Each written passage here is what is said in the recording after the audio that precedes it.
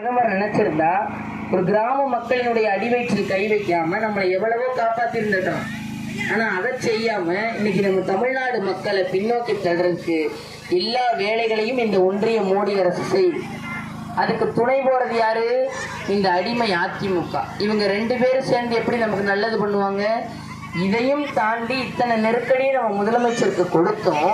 நம்ம முதலமைச்சர் எத்தனை திட்டங்களை கொண்டு வந்திருக்காருன்னு பாருங்க. கலைஞர் மகளிர் உரிமை தொகையில 1,31,00,000 பெண்கள் மாதம் 1000 ரூபாய் வாங்குறாங்க. அதுல ஒரு சில பேருக்கு வரலை அப்படிங்கிற ஒரு வருத்தம் இருந்தாலும் அதையும் சரி செஞ்சு முகாம்கள் அமைத்து இந்த முறை அதை விடுபட்ட பெண்களுக்கும் சேர்த்து 2000 ரூபாயா கொடுக்கணும்னு நமக்கு உறுதி கொடுத்துருக்காரு. அதே மாதிரி இன்னைக்கு பேருந்துல கட்டணம் இல்லாம எங்கேயுமே இல்லை. இந்த மாதிரி ஒரு திட்டம் எந்த மாநிலத்திலையும் இல்லை. எல்லாரும் நம்மளை பார்த்து வியந்து பார்க்குறாங்க. பெண்கள் எப்படி கட்டணம் இல்லாமல் பேருந்தில் ஏறி ஒரு இடத்துல இருந்து இன்னொரு இடத்துக்கு போகிறாங்க. அப்போ போக்குவரத்து செலவு கூட அவங்க வேலை பார்த்தாங்கன்னா அந்த சம்பள காசு இந்த போக்குவரத்துக்கு போயிடக்கூடாதுன்னு நம்மளுடைய முதலமைச்சர் வெயில் பேருந்து பயண திட்டத்தை கொண்டு வந்தார். அதே மாதிரி ரேஷன் அட்டைதாரர்களுக்கு பொங்கலுக்கு 3000 ரூபாய் தரேன்னு சொன்னார். அதே மாதிரி நம்ம எல்லாரும் பெற்று மகிழ்ந்தோம். இன்னும் அதே மாதிரி நான் முதல்வன் திட்டத்தில் கிராமத்தில் இருக்க பிள்ளைங்க இன்னைக்கு IAS IPS அதிகாரிகள் ஆயிருக்காங்கன்னா நம்மளுடைய முதலமைச்சருடைய திட்டத்தினால தான்.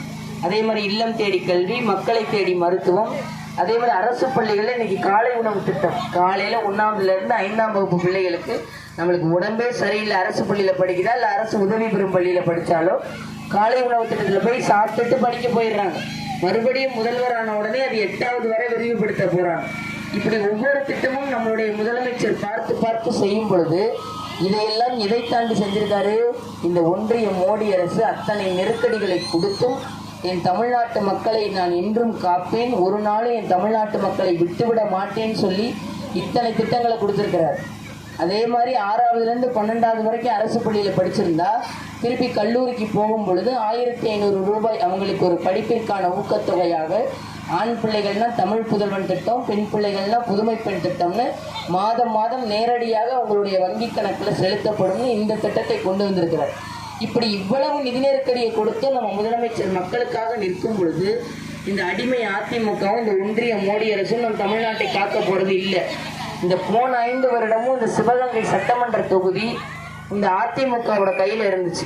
ஒரு நாள் கூட அந்த சட்டமன்ற உறுப்பினர்ங்கிறவரு எழுந்திருச்சு நின்று பேசவே இல்லை. நம்ம எல்லாரும் போய் அங்க பேச முடியாது, அதுக்காண்டி நம்ம இங்க இருந்து ஒருத்தர் அனுப்பி வச்சோம். ஆனா அந்த அடிமை அதிமுக அவர் இருந்ததுனால அங்க போய் நின்று எழுந்திருச்சே நிக்கல, நம்ம தொகுதியை பத்தி பேசல. முதல்ல நான் தான் சிவகங்கை சட்டமன்ற தொகுதியோட சட்டமன்ற உறுப்பினர்னே சொல்லல. எதையுமே செய்யாம மறுபடியும் இதே மாதிரி ரெட்டலைக்கு ஓட்டு கேட்டு அவரே தான் நிற்கிறார். மறுபடியும் இதே போல் ஆட்களுக்கு நம்ம வாக்கு செலுத்தணும்னா நம்ம கண்டிப்பா நம்மளுடைய தொகுதியை மீட்டெடுக்கவே முடியாது. எந்த ஒரு வளர்ச்சியையும் நம்ம கொண்டு வர முடியாது. நம்மளுடைய தலைமுறைகளுக்கும் ஒரு எதிர்காலத்தை கொண்டு வர முடியாது. அதனால என் அன்பு மக்கள், முக்கியமா இந்த அடிமை அதிமுக மோடி அரசோட போய் கூட்டணி சேர்ந்துக்கிட்டு நிச்சயமா தமிழ்நாட்டை எப்படியாவது படுகொலியில தள்ளி நம்ம தலைமுறையை வேணா வீணாக்கணும்னு நினைப்பாங்களே தவிர கண்டிப்பா ஒரு ஒற்றுமையோட நம்ம எந்த ஒரு ஏற்றத்தாழ்வுகள் இல்லாம சகோதரத்துவத்தோட நல்லபடியா வாழணும்னு நினைக்கவே மாட்டாங்க. வன்முறையை தவிர அங்க ஒண்ணுமே இருக்காது. அதனால நம்மளுடைய முதலமைச்சர் தான் கடைசி நம்பிக்கை என்று நினைத்து என் அன்பு மக்கள், நாம் வாக்களிக்க வேண்டிய சின்னம் உதயசூரியன் சின்னம். நம்முடைய வேட்பாளர் முதலமைச்சர் அறிமுகப்படுத்திய நம்மளுடைய மதசார்பற்ற முற்போக்கு கூட்டணி அறிமுகப்படுத்திய வேட்பாளர் அண்ணன் கருணாஸ் அவர்களுக்கு நாம் வாக்களிக்க வேண்டிய சின்னம் உதயசூரியன் சின்னம். 2வது இடத்தில் நம்முடைய சின்னம் இருக்கும். நீங்கள் வாக்குச்சாவடிக்கு போய் வாக்கு செலுத்தும் போது இந்த மோடி அரசால 22 பிள்ளைகள் இறந்து போயிருக்கு. அது உங்களுடைய ஞாபகத்துக்கு வரணும். இந்த அடிமை அதிமுக போய் உங்களோட கூட்டணி வச்சிருக்கு, கண்டிப்பா நமக்கு நல்லது செய்ய போறதில்லை. அதுவும் உங்களுக்கு ஞாபகம் வரணும். நம்ம முதலமைச்சரை விட்டா இந்த மோடிக்கு சவாலா நிக்கிறதுக்கு யாருமே இல்லை. அது உங்களுக்கு ஞாபகம் வரணும். உங்களுடைய வீட்டில் இருக்கக்கூடிய பிள்ளைகள் பேர பிள்ளைகளுடைய எதிர்காலம் நல்லா இருக்கணும்னு நினைச்சீங்கன்னா நம்முடைய முதலமைச்சர் தான் கடைசி நம்பிக்கை என்று, நம்முடைய மதசார்பற்ற முற்போக்கு கூட்டணி தான் என்றும் நமக்கு கடைசி நம்பிக்கை என்று கூறி நாம் வாக்களிக்க வேண்டிய சின்னம் உதயசூரியன் சின்னம்.